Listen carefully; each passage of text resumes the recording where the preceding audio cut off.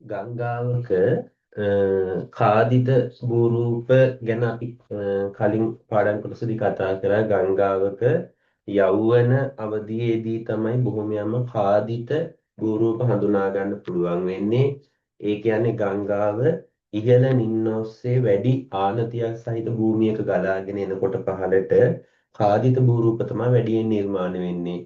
සිරස් සංඝර්ෂණය සහ තිරස් සංඝර්ෂණය ඔස්සේ ගංගාව ඒ ඛාදනයට ලක් වෙන අතරේ විවිධාකාරයේ ඛාදිත භූරූප නිර්මාණය වෙනවා. දැන් මේ ඛාදිත භූරූප වලට පස්සේ අපිට කතා කරන්න තියෙන්නේ නිදිසාදිත භූරූප. දැන් බලන්න ගංගාවක අවධි තුනෙන් ගංගාව කොහොම අපිට මේ පර්යාප්ත මට්ටම වෙනකන් අපි නැත්තම් ගංගා මුහුදට වැටෙන මට්ටම වෙනකන් තියෙන ගංගාවේ ක්‍රියාවලියේදී අවධි තුනක් හඳුනා ගන්න පුළුවන්නේ. මම 1 2 3 කියලා දැම්මොත් එහෙම යෞවන අවධිය, පරිණත අවධිය සහ වෘද්ධ අවධිය. එතකොට මෙන්න මේ අවධි තුනෙන් මෙන්න මේ යෞවන අවධියේදී අපිට කාදිත භූරූප හඳුනා ගන්න පුළුවන්. විශේෂයෙන්ම මෙන්න මේ බුරුද අවධියේදී ගංගාවක පහළම නිම්නේ පහළම තනිතල ප්‍රදේශවල ගණනාදියේදී නිදි සාධිත භූරූප හඳුනා ගන්න පුළුවන්. නිදි සාධිත භූරූප හඳුනා ගන්න පුළුවන්. එතකොට මෙන්න මේ මැද තියෙන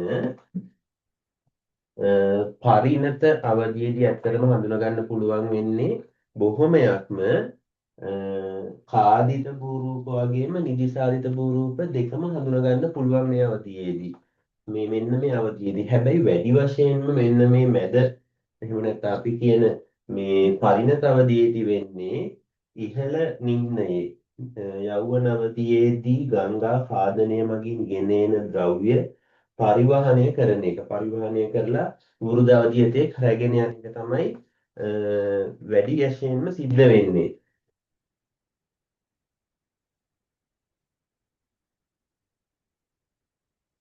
එතකොට දැන් මම මේ කතා කරන්න යන්නේ මෙන්න මේ වෘද්ධ අවධියේදී නිර්මාණය වෙන නිදිසාදිත භූරූප ගැන. කාදිත සහ පරිණත මේ මොනවද යෞවන සහ පරිණත අවධියේදී ගංගාවට එකතු වෙන විවිධ භාරය. අපි ගංගා භාරය කියන්නේ හඳුන්වන්නේ ගංගා භාරය.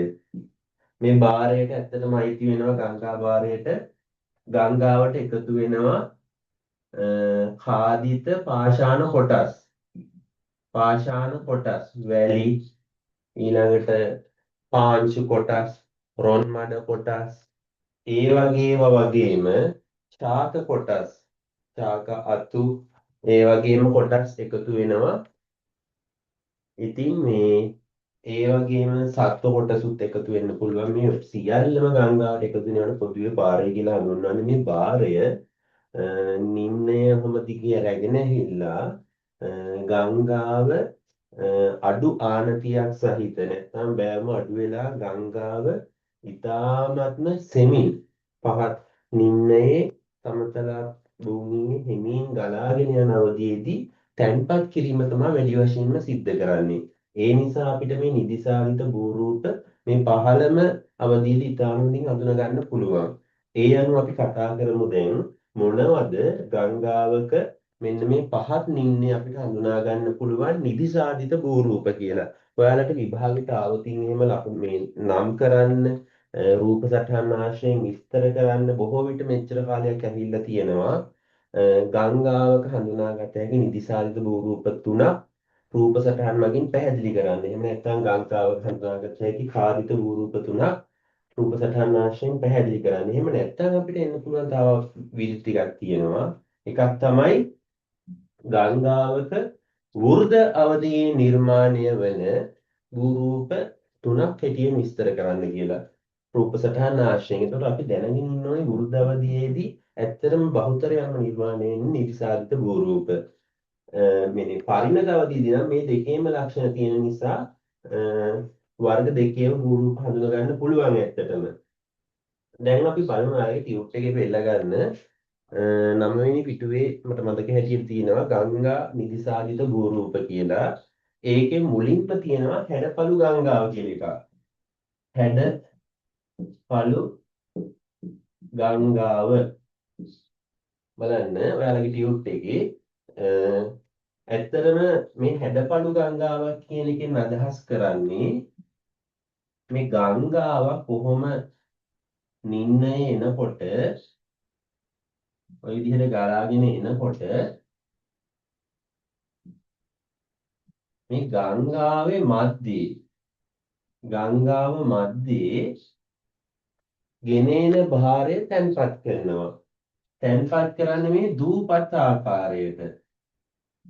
එතකොට වැලි, රොන් මඩ, මැටි, පාංශු කොටස් ආදී කාලයක් තිස්සේ ගෙනහල්ලා මෙන්න මේ විදිහට ගංගාව මැද්දේ තැන්පත් කරනවා. මේ තැන්පත් කරාට පස්සේ මේවා අපිට දිස් වෙනවා දූපත් ආකාරයට දිස් වෙනවා. ඉතින් මෙන්න මේ ලක්ෂණයට තමයි කියන්නේ හැඩපළු ලක්ෂණය කියලා. අපි ඒක නැත්තම් හැඩපළු ගංගාව කියලා කියනවා.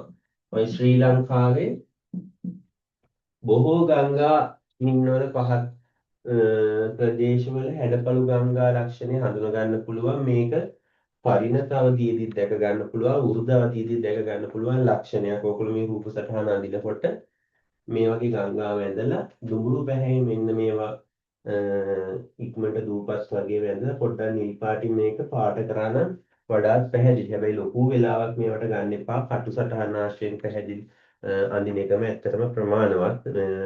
දැන් බලන්න හැඩපළු ගංගාව කියන්නේ මොකක්ද කියලා ඔයගොල්ලන්ගේ ටියුට් එකේ තියෙන විස්තරය. හැඩපළු ලක්ෂණය ගංගාවක පරිණත සහ වෘද්ධ යන අවස්ථාවලදී නිර්මාණය වන නිදිසාදිත භූ ලක්ෂණයක් වේ. ගංගාවක ඉහළ නිම්නයේ සිට ඛාදනය කළ වැලි, බොරළු, ගල් කැට සහ රොන් මඩ ඇතුළු ගංගා භාරය තැන්පත් කිරීමෙන් මෙම භූ රූපය ඇතිවේ. ගංගාවක් පරිණත සහ වෘද්ධ අවස්ථාවලට පැමිණෙන විට වේගය අඩුවන නිසා ගංගා භාරය පරිවහනය කිරීම දුෂ්කර වේ. ඇත්තටම අර යන නොයන ගානට ගඟ යන්නේ පහත් නින්නේ. දැන් ওই මහවැලි ගඟ සෝමාවතියෙන් පස්සේ පොළොන්නරුව පැනලා ත්‍රිකුණාමලය වෙනකන් යද්දී ඇත්තටම ගංගාව අපිට යන නොයන ගානට තමයි පේන්නේ. එතකොට මේ ගංගාවේ ඇත්තටම හරිය අපහසුයෙන් තමයි මේ ගේන භාරය ගෙන යන්නේ. ඉතින් වෙන්නේ ගඟ මැදම තැම්පත් වෙනවා. බොහෝ විට මෙන්න මේ ආකාරයට. එවිට එම ගංගා භාරයේ ගංගාවේ මැද තැන්පත් වී දූපත් ලක්ෂණ ඇති වේ. එම ලක්ෂණ සහිත ගංගාවක් හැඩපළු ගංගාවක් ලෙස හඳුන්වයි. ශ්‍රී ලංකාවේ මහ ඔයේ මෙවැනි හැඩපළු ලක්ෂණ රාශියක් දැකගත හැකිය. ඔයගොල්ලෝ එතන ලියා ගන්න මහවැලි ගඟෙත් මේවා දකින්න පුළුවන්. ඇත්තටම උදාහරණයක් විදිහට ඔයාලා මේකේ හයිලයිට් කරගන්න මේ ඡේදය. ඔයගොල්ලන්ට මේක එක වතාවක් කියුවත් මතක හිටිනවා. වැලි, බොරළු, ගල් කැට, රොන් මඩ ඇතුළු ගංගා භාරය තැන්පත් කිරීමෙන් මේ රූපය නිර්මාණය වෙනවා කියන එක හයිලයිට් කරගන්න. ඒ වගේම වේගය අඩු වෙන නිසා ගංගා භාරය පරිවහනය කිරීම දුෂ්කර වේ කියන එක. ඊට පස්සේ ගංගාවේ මැද තැන්පත් වී දූපත් වැනි ලක්ෂණ ඇති වෙනවා කියන එක. එතකොට මෙන්න මේවා තමයි හැඩපළු ගංගා ලක්ෂණයක් කියලා හඳුන්වන්නේ කියන එක ඒවා හයිලයිට් කරගන්න. එතකොට මේක ලියන්න આવතින් මේ සියලුම ඒ කරුණු කෙටියෙන් ලියලා ඒ නිර්මාණ ක්‍රියාවලිය විස්තර වෙන්න ඕනි. විශේෂයෙන් මොන අවධියේදී නිර්මාණය වෙන්නේ කියන එක පැහැදිලිවම කියන්න. ඒතනදී පරිණත සහ වෘද්ධ අවධියේදී විශේෂයෙන්ම මේ ලක්ෂණය හඳුනා ගන්න පුළුවන්. එතකොට මේක ගංගාවක නිදිසාදිත භූ රූපයක්. හරි. ඊට පස්සේ මම යනවා මෙන්න මේ වෘද්ධ අවධියේදී අපිට හඳුනා ගන්න පුළුවන් තවත් භූ රූප ලක්ෂණයක්.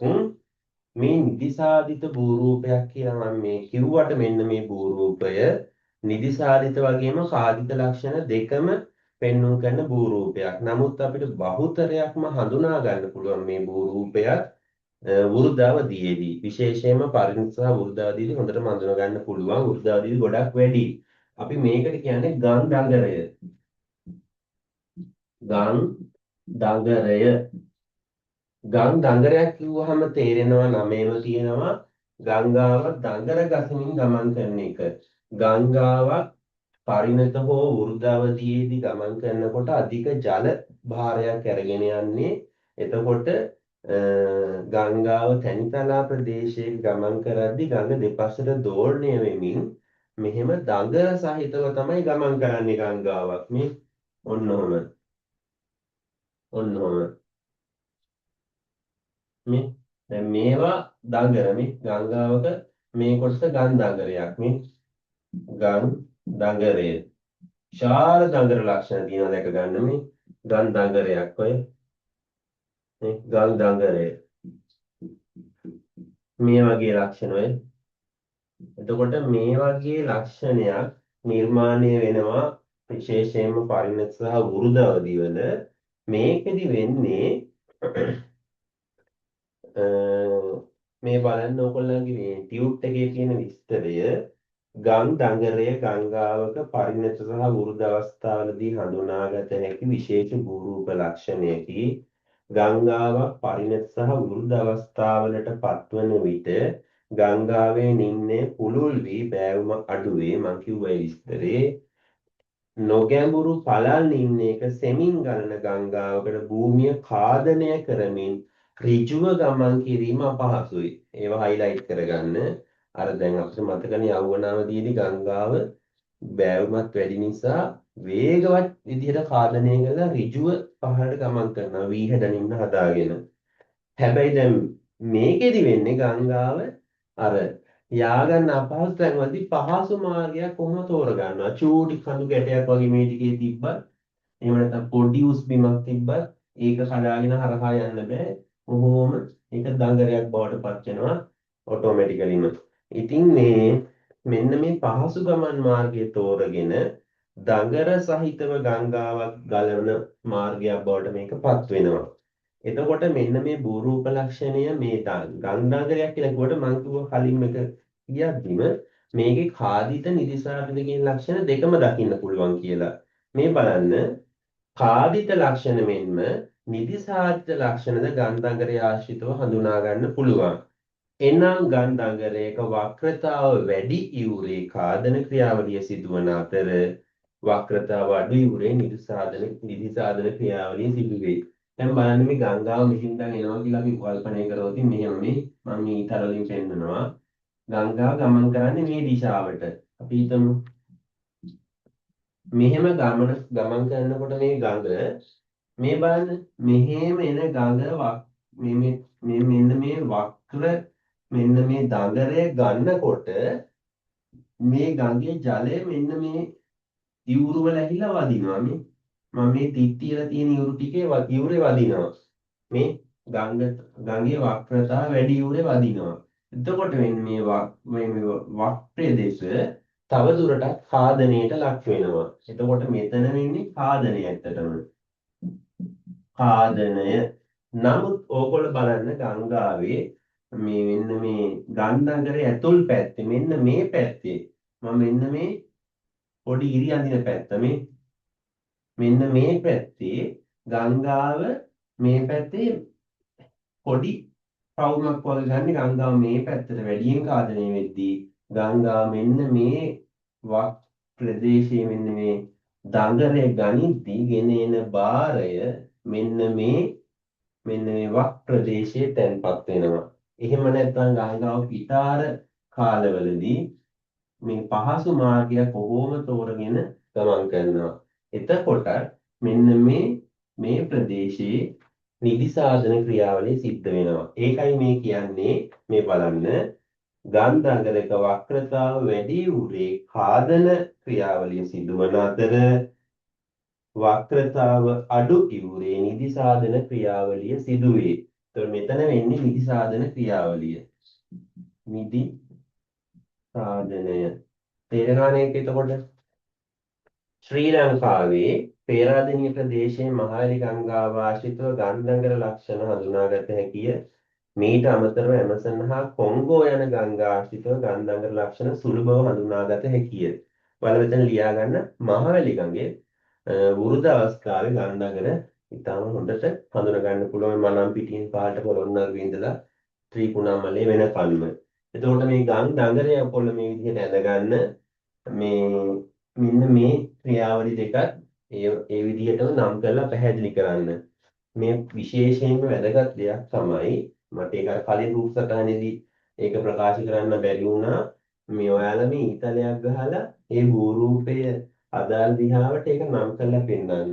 දැන් කලින් කියපු මේ හැඩපළු ලක්ෂණයේදී දූපතකට ඊතලේ ගහලා හැඩපළු ලක්ෂණ කියලා ලියලා පෙන්නන්න. මෙහෙම ඊතලේ එළියට આવඩ කමන්නේ රූප සටහනේ අදාළ කොටුවේ එහෙම පෙන්නන එක හරි වැදගත් ඒක. උඩිනුත් ඔයගොල්ලෝ නම ලියලා අර විදිහටත් පෙන්වන්න. නැත්නම් මේ නම ලිව්වෙ නැතත් කමන්නේ. හැබැයි මේ විදිහට පෙන්වන එක ඉතාම වැදගත්. ඊට පස්සේ විස්තරය ලියනකොට ඉදිරියට රූප සටහනෙන් දැක්වෙන්නේ කියලා මේකට සම්බන්ධ කරලා පටන් ගන්න. ඉදිරියට රූප සටහනෙන් දැක්වෙන්නේ ගම් දඟර අවස්ථාවන් නිලිසාදිත භූරූපයක් විදිහට කියලා පටන් ගත්තාම හරි. මේ වගේ වයින් ගංගා බූරුපදී අනිවාර්යයෙන්ම මොන අවධියේදී විශේෂයෙන්ම මේවා නිර්මාණය වෙලා තියෙන හත හඳුනා ගන්න පුළුවන් කියන එක පැහැදිලිවම කියන්න. වී හැඩනින්මයක් නම් යෞවන අවධියේ. හැඩපළු ලක්ෂණයක් නම් පරිණත සහ වෘද්ධ අවධි දෙකේම විශේෂයෙන්ම වෘද්ධ අවධියේදී කියලා කිව්වට කමන්නේ. අර අවධි ටික කියන්න ඕනේ. මොකද අපි කාදිත සහ නිදිසාදිත බූරූප දෙකම ඒ අවධි වලට විශේෂිතව හඳුනා ගන්න පුළුවන් නිසා. හරි. ඊට පස්සේ බලන්න ඊළඟට තියෙන භූරූපය. ඔයාලා කොටුවල මේ විදිහට පිළිවෙලට රූප සටහන් ඇඳ ගන්න.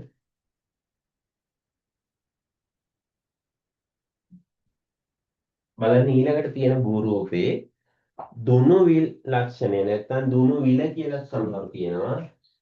දුනුවිල් භූරූපය කියලා කියනවා. දුනුවිල. නැත්නම් දුනුවිල්. දුන්නක හැඩය තියෙන විලක් කියන එක තමයි මේ කියන්නේ. දැන් බලන්න මේ මම මේ අඳින රූප සටහනේ මේ රූප සටහනේ බලන්න ඔයාලට මේ වගේ කලින්නාවක් ටිකක් දිග අතර සිදු කාරණාස්තිය ටිකක් වැඩිපුර මේ කොටුවක් ගහ ගන්න වෙනවා. දැන් මේ හිතන්න කලින් මම පෙන්නපු ගන්ධාගරය. ඔන්න ගන්ධාගරයක් ගන්නවා ගඟ. දැන් මේක අපි කලින් රූපේ කතා කරානේ. මේ ගන්ධාගරය මේ විදිහට ගන්න ඕනේ. දැන් මෙහෙම එනවා ගඟ ගලාගෙන පහළට යනවා. මේ ගන්ධාගරයක් විදිහට තියෙන ගඟ මෙහෙම තිබ්බට කාලයක් යනකොට මේ පිටාර ගලනකොට එහෙම ගංගාව මෙන්න මෙහෙම తాවකාලිකව මෙහෙනුත් පැනලා ගම් ජලය ගමන් කරන වෙලාවල් තියෙනවා මේ මෙහෙන් ගංගාවේ ජල මට්ටම වැඩි වුණාම මෙහෙනුත් ගමන් කරනවා. එතකොට කාලයක් යනකොට මේ ගඟේ මේ ඔන්නෝම වෙන්න ඉඩ තියෙනවා මේක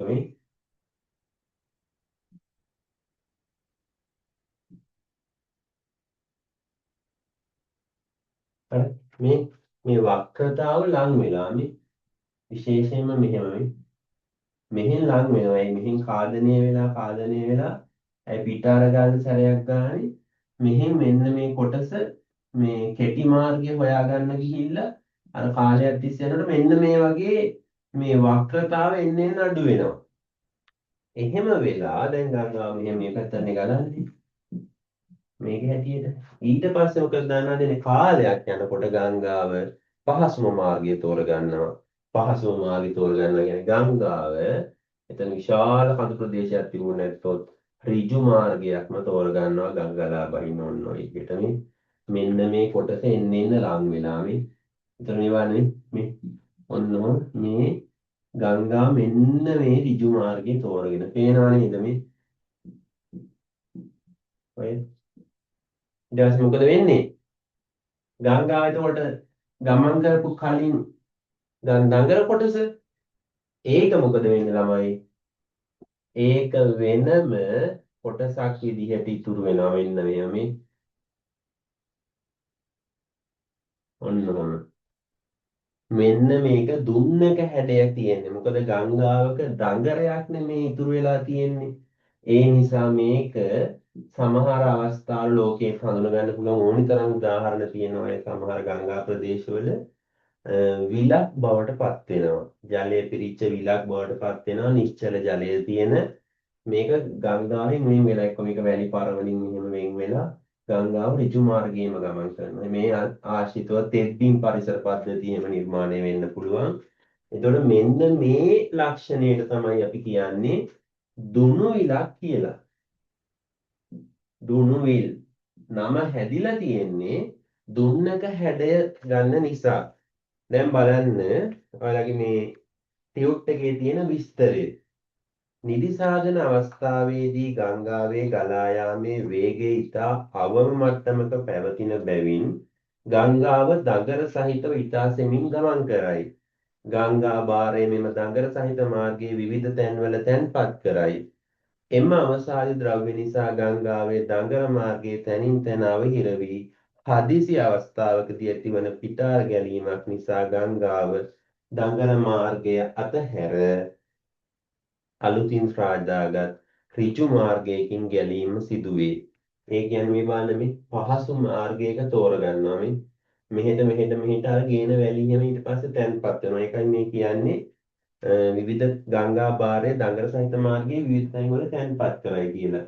දැන් මේ මම කියන්නේ වැලි පරයකින් මේක වෙන් වෙන්න පුළුවන්. අර ගේනියවම තැන්පත් වෙනවා. ඒතකොට මේ කොටස නිකම්ම සෙපරේට් වෙනවා, වෙන් වෙනවා මෙතනින්. ඇයි මේක ඊට පස්සේ ඍජු මාර්ගය තෝරගන්නවා මෙතනින් යන්න බැරුව બ્લોක් වුණාම.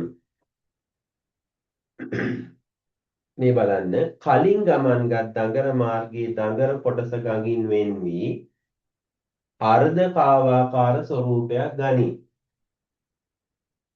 එසේ ජලයෙන් පිරුණු කොටස දුණුවිල යනුවෙන් හඳුන්වයි. මේ අශ්වලාඩමක හැඩය ඇති බැවින් අශ්වලාඩම් විල කියලා හඳුන්වනවා.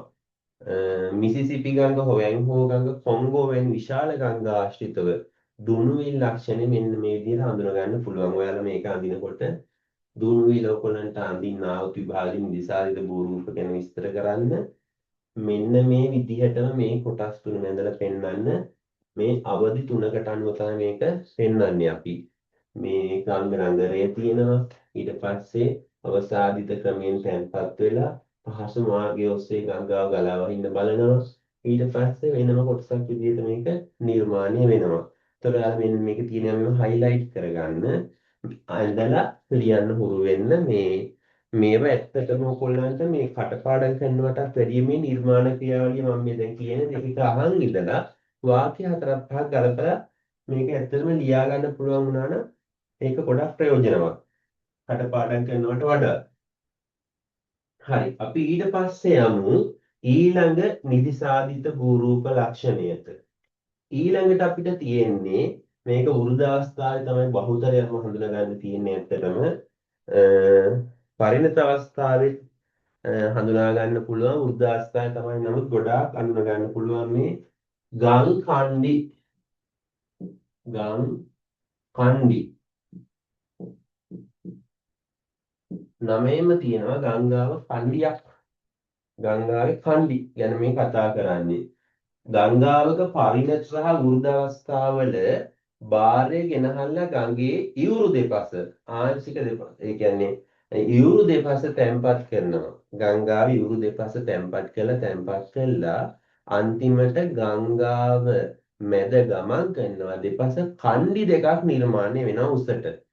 ඒ කියන්නේ ස්වභාවිකවම ගංගාව දෙපස විශාල කණ්ඩි දෙකක් ඉවුරු දෙකේ නිර්මාණය වෙනවා. මේන් බලන්න ඒක අඳින හැටි.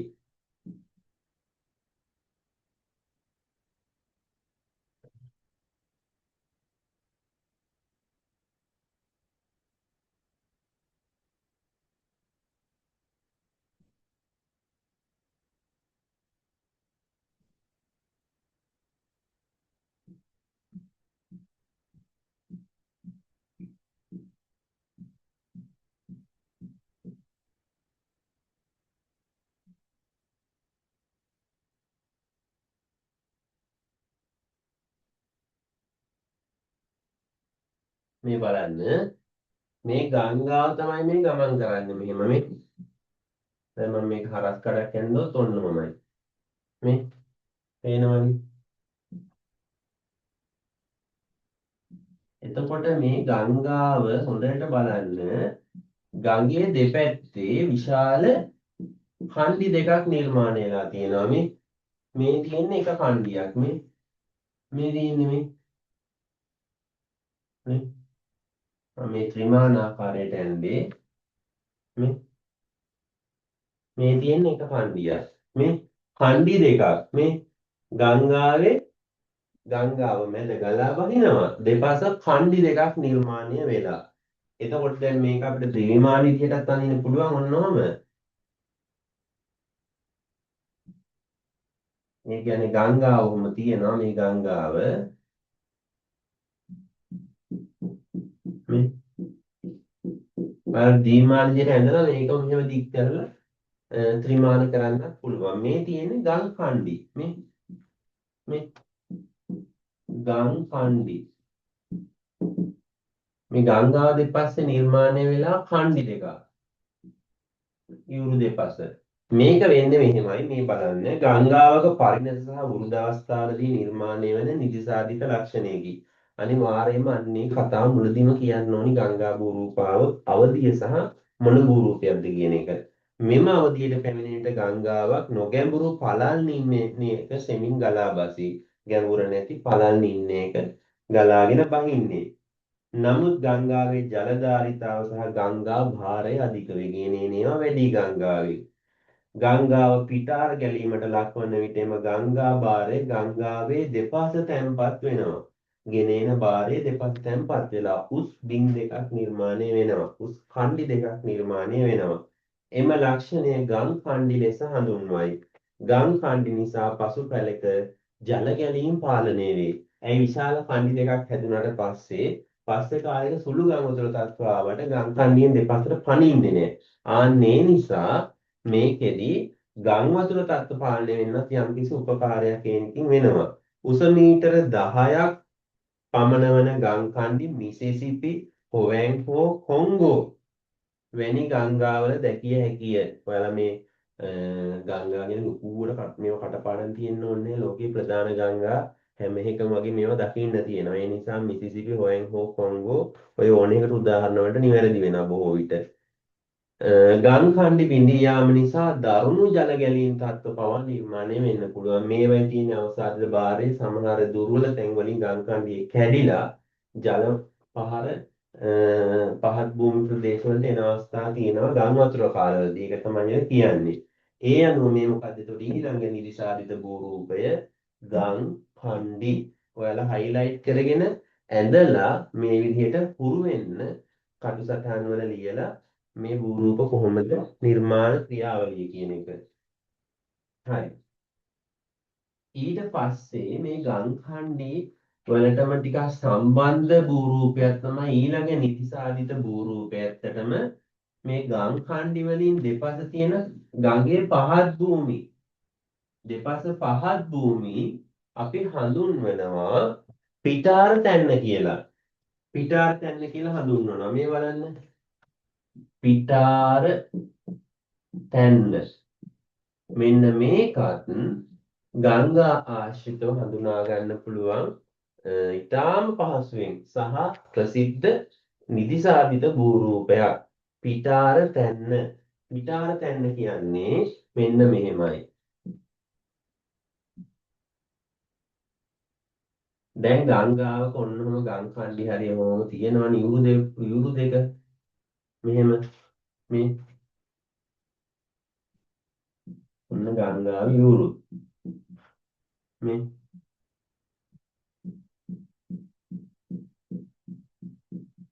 ගංගාවම යනවා.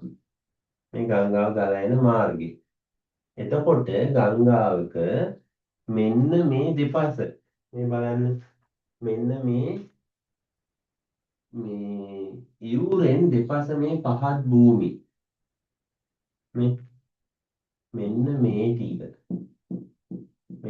ටික අපි හඳුන්වනවා මෙහෙත් මෙන්න මේ ටික මේ මම මෙහෙට අදිනවා. ඔයගොල්ලන්ටත් පුළුවන් මෙච්චර දිගට ඕනේ මේ කොටසක් ඇඳනනම් ඇති. මෙන්න මේ පිටාර තැන්න වෙන්න මේ තියෙන්නේ පිටාර තැන්න. අර කණ්ඩිය දෙපස තියෙන කොටස පිටාර තැන්න කියන්නේ. විශාල භූමියක පැතිරෙන වෙලාවට පිටාර තැනි මෙන්න මෙහෙම ඊතලයක් ගහලා පෙන්නන්න. පිටාර තැන්න. මේ තියෙන්නේ පිටාර තැනි. මොකද්ද මේ කියන්නේ? පිටාර තැන්න හේවත් දියලු තැන්න ගංගා නිම්නයක හඳුනාගත හැකි නිතිසාධිත ලක්ෂණයකි.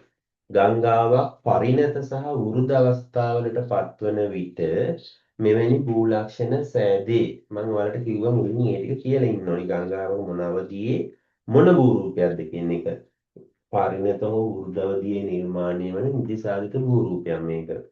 නොගැමුණු පළල්නින් එක ගලා බසින ගංගාව නිතරම පිටාර ගැනීමට ලක් වේ. දැන් මේ ගඟ දිගේ විශාල ජලධාරිතාවක් සහ දෙපසට ගලාගෙන යනවා වැඩි වතුර. එවිට ගංගාවෙන් පරිවහනය කළ දියලු ද්‍රව්‍ය දෙපස පහත් බිම්වල තැන්පත් වී දියලු තැන්න හෙවත් පිටාර තැන්න බිහි වේ. මේ ඉවුරෙන් දෙපසට පනින ජලය දෙපසට ගලාගෙන යනකොට මේ වැඩි වතුර මේ ගම් වතුර කාලවල එහෙම අර ගෙනෙන භාරය මඩ හොන් මඩ වැලි වගේ විශාල භාරය ප්‍රමාණයක් මේ ගඟ දෙපස විශාල පළලක් සහිත භූමියක තැන්පත් වෙනවා. අනේකට තමයි අපි කියන්නේ පිටාර තැන්නක් කියලා. ඔය ලෝකෙ දිගම ගඟ වෙච්ච නයිල් ගඟේ විශාල පිටාර තැන්නක් තියෙන නයිල් ඩෙල්ටාව ආශ්‍රිතව කිට්ටු වගේ විශාල පිටාර තැනි තියෙනවා. එවිට ගංගාවෙන් මෙවැනි පිටාර තැනි සාරවත් වගාබිම් බවට කාලෙකදී පත් වෙනවා. ඇත්තටම දැන් ලෝකෙ බිහි වෙච්ච ගොඩාක් ශිෂ්ටාචාර බිහි වුණේ පිටාර තැනිවල. හොයන් හෝ ශිෂ්ටාචාරය, ඉන්දුනින්න ශිෂ්ටාචාරය, යුක්‍රටිස් ටයිග්‍රීස් වගේ ලෝකයේ මුල් කාලීනව ජලාශ්‍රිත ශිෂ්ටාචාර බිහි වී ඇත්තේද යුක්‍රටිස් ටයිග්‍රීස්, ඉන්දු, නයිල් හා හොයන්හෝ වැනි ඒ ශිෂ්ටාචාර පිටාර තැනි මුල් කරගෙන තමයි බිහි වෙලා තියෙන්නේ. ඒට හේතුව මෙම තැනිතලා ප්‍රදේශ ඉතා ශාස්ත්‍රීය ප්‍රදේශ වීම. ඇයි ගඟෙන් ගෙන එන භාරයේ විශාල පෝෂක කොටස් තියෙනවා. ඉතින් කාලයක් තිස්සේ තැන්පත් වුණාම සාරවත් වගා භූමි නිර්මාණය වෙනවා. කාලෙකදී ඉතින් ශිෂ්ටාචාර පරිහානියටත් ඔක බලපෑව. පිටාර තැනිවල ශිෂ්ටාචාර බිහි කරගත්ත පස්සේ දරුණු ජල ගැලීම් වලටත් ලක් වුණා. ඉතින් කොහොම හරි පිටාර තැන්නක් කියන්නේ ශාස්ත්‍රීය ප්‍රදේශයක් අරගෙන එන විශාල භාරයේ ප්‍රමාණයක් පෝෂක ද්‍රව්‍ය දෙපස තැන්පත් වෙන හින්දා. ඒ අනුව අපි ඊළඟට එතකොට කතා කරේ භූරූපේ තමයි පිටාර තැන්න.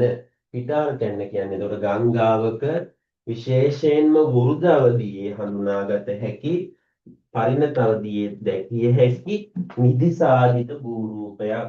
නිදිසාදිත භූරූප ලක්ෂණයක්. අපි ඒ ගමන්ම යමු. මේ නිදිසාදනය වෙන තව ආකාරයක් මේ ගඟ දෙපස එන්නේ ආකාරය නිසා අපි ඊළඟට කතා කරන භූරූපය හඳුන්වන නම ගං මළුව. ගං මළුව කියලා හඳුන්වන්නේ ඕක. මේකත් ගංගාශ්‍රිතව නිර්මාණය වන නිදිසාදිත භූරූපයක්. ගංගාවක වෘද අවස්ථාවේ තමයි මේක ඇත්තටම බහුතරයෙන්ම හඳුනා ගන්න පුළුවන්. මෙන්න මෙහෙමයි මේක නිර්මාණය වෙලා තියෙන්නේ. අපි රූප සටහනකින් බැලුවොත් එහෙම දැන් ගංගාව කොහොම තියෙනවා නම් පුළුල් නින් එක මේ ගංගාව පුළුල් නින් එක කොහොම තියෙනවා නම් මේ නිදිසාදනය වෙන්න පුළුවන් ළමයි මෙහෙම මේ අර විටින් විට ගෙනෙන භාරය ඔහොම පඩි පෙලක් ආකාරයට තැන්පත් වෙන්න පුළුවන් ඉවුර දෙපස විටින් විට. ඒක ස්වභාවිකවම වෙන්න පුළුවන් ඔහොම. ඒ කියන්නේ එක කොටසක තැන්පත් වෙනවා ඊයින් පස්සේ තව කොටසක තැන්පත් වෙනවා මේ කාලයක් යන වැඩ ඔන්නෝම පඩි පෙලක ආකාරයට කාලයක් තිස්සේ තැන්පත් වෙන්න පුළුවන්. ඔන්නෝම මෙන්න මේ විදිහට පඩි පෙලක් ආකාරයට තැන්පත් වෙන්න පුළුවන් ගංගාශ්‍රිතව ගෙනෙන මේ භාරය. ඔන්නෝම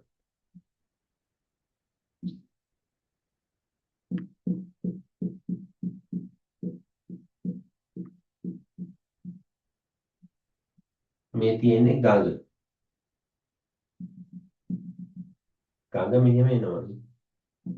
මෙන්න මෙහෙම පඩි පෙලක් ආකාරයට ගංගා මගින් ගෙනෙන භාරය දෙපස තැන්පත් වෙන්න පුළුවන්.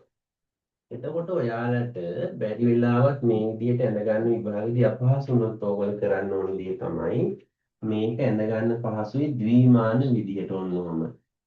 මෙහෙම ඉස්සෙල්ලා මොකද්ද ගඟේ පිහිටීම ඇඳලා මෙහෙම පඩිපෙල් ආකාරයට ඉවුර මදක් ඇඳලා පෙන්වන්න ඕනි ඔන්නෝම. එතකොට ඒ අදහස එනවා මේ ගංගාව මෙන්න තියෙනවා දෙපස මේ මොනවද මෙහෙමද කියලා වැරදි නෑ. මේ තියෙන්නේ ගම් මලු. මේ පැත්ත තියෙන්නේ මේ ගම් මලු. මේ තියෙන්නේ ගම් මලු කියන ලක්ෂණය. එතකොට ඔයාලට පේනවා ඇති අර සෝපානයක් ආකාරයට මේකේ තැන්පත් වෙලා තියෙනවා බාරය ගෙනහලා දෙපසට. මේ බලන්න ගංගාවක වෘද්ධ අවස්ථාවේදී නිර්මාණය වන තවත් ප්‍රධාන භූරූපයකි. මෙම අවස්ථාවේදී ගංගාව පිටාර ගැලීමට භාජනය වන නිසා පරිවහනය කරන භාරය ගම් ඉවුරු ආශ්‍රිතව තැන්පත් කරයි. මෙලෙස දීර්ඝ කාලයක් තිස්සේ වරින් වර අවසාදිත තැන්පත් වීම නිසා පියගැට පෙළක ස්වරූපයක් ගත් ගම් ඛණ්ඩි නිර්මාණය වේ. මෙම ලක්ෂණය ගම් මලු ලෙස හඳුන්වනවා. මිසිසිපි ගංගාවේ පිටාර තැන්නේ ගම් මලු භූරූප ලක්ෂණ දැකිය හැකිය. මීට අමතරව තවත් ගංගා බොහොමයක දකින්න තියෙනවා. මිසිසිපි ගඟ ඉතාම හොඳින් දකින්න තියෙනවා. මේ මෙන්න මෙහෙම පියගැට පෙළක ආකාරයට ගෙන එන අවසාදිතාදිය තැන්පත් වෙලා වරින් වර මේ විදිහට නිර්මාණය වෙලා තියෙනවා මේ ගම් මලුව කියන ලක්ෂණය. ඒ අනුව මේකත් මේ විදිහට ඇඳගෙන ඉවරලා මේක වැදගත් පොයින්ට් highlight කරගෙන ලියන්න හොරු වෙන්න ඉතාම සරලයි. අමාරු දේවල් නෙමෙයි. නිසා ඒ විදිහට ලියන්න හොරු වෙන්න. ඒ අනුව අපි කතා කරේ ගංගාව කොයි ඉවුර දෙපැත්තේ පියගැට පෙළක පඩි පෙළක ආකාරයට නිර්මාණය වෙන මෙන්න මේ ගම් මලු ගැන. හරි. අපිට අන්තිමට කතා කරන්න තියෙනවා ගංගාවක නිර්මාණය වන තවත් නිදිසාදිත භූරූප ලක්ෂණයක්. මේක අවසානයේට කතා කරා වුණාට මේක ඊ타ත්ම ප්‍රසිද්ධ සහ ප්‍රබලම නිදිසාදිත භූරූප ලක්ෂණයක් ගංගා ආශ්‍රිතව හඳුනා ගන්න පුළුවන්. අපි ඇත්තටම ගංගාවක් මුහුදට වැටෙන තැනට කියන නම මොකද්ද? ගංගාවක් මුහුදට වැටෙන්න ආසන්නයේ ගංගාවේ තියෙන ජල මට්ටමට අපි කියන්නේ පර්යන්ත මට්ටම කියලා නේද? පර්යන්ත මට්ටම කියලානේ කියන්නේ. එතකොට මෙන්න මේ පර්යන්ත මට්ටමේදී ගංගාවක හඳුනා ගන්න පුළුවන් ලක්ෂණයක් තමයි මේ ඩෙල්ටා කියන ලක්ෂණය. ඩෙල්ටා ලක්ෂණය කියලා කියන්නේ ගංගාවක් මුහුදට වැටෙන්න ආසන්නයේ මෙන්න මෙහෙම ගංගාව එනකොට ගංගාවම අතු වලට බෙදෙනවා. ගෙන එන භාරය තැන්පත් වෙනවා මේ අතරමැද. ඒ නිසා තමයි අතු වලට බෙදෙන්නේ. මේ පේනවනේ මේක ඩෙල්ටා හැඩය ගන්න. අපි ඩෙල්ටා හැඩයක් කියන්නේ සාමාන්‍යයෙන් ඔන්න ඔය හැඩයට. ත්‍රිකෝණිකුත් නෙමෙයි අර වටේ වක්‍රතාව තියෙනවා. එතකොට මේ ගංගාව මුහුදට වැටෙන්නේ මේ විදිහට බෙදිලා. මෙන්න මේ මැද කොටස් තමයි ඩෙල්ටා කියලා හඳුන්වන්නේ. මෙන්න මේවා ඩෙල්ටා ලක්ෂණ.